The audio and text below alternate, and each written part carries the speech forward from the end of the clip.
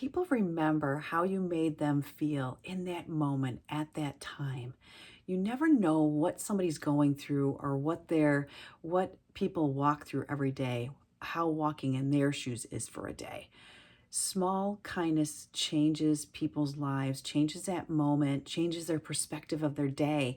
When you give a very happy, kind moment to somebody, they feel it and they do that again and repeat it to someone else because now they're in a happier or a better mood, or they feel like some weight has been lifted off of them. Three strategies to help with kindness and help to make somebody feel a little bit lighter in their step or make their heart feel less heavy. Three strategies. Number one, slow down and truly listen to somebody. Look them in the eye, smile, nod. Help people to understand that you're listening. Ask questions. People just want to be heard. They just want to share their stories and their moments. Number two, offer encouragement freely. Again, give them that time, listen to them, and just give them that moment of freedom to express themselves, to tell their stories without judgment, just with kindness and a smile.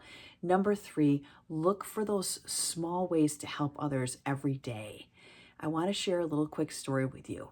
My husband and I went to the diner yesterday and it was wonderful. We met this older couple that were in the diner as well. I saw them come in and the elderly gentleman seemed to be struggling with walking. He was walking very slowly, very frail little guy, and he had his cane and he was walking and he was using it and then not using it, but just kind of had it in his hand and was walking towards his wife who had turned around waiting for him at their table. And they sat down.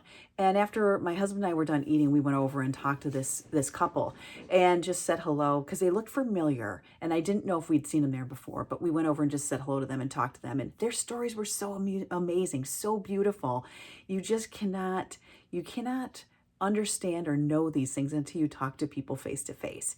He was 100 years old in January, and it was just truly, truly amazing. You could see how much his wife loved him and how she got teary-eyed talking about how they met. She was the girl next door and how they've been together for 40 years, but they met when they were 50 and they didn't have kids. But it was so neat, their story. So when we were leaving, we were just saying how nice it was to meet them and, thank you for sharing your beautiful stories. And we hope that we have as many years as they do, being married, and how people just, they take it for granted. They don't stay married long and they don't have their partner in their marriage as their best friend.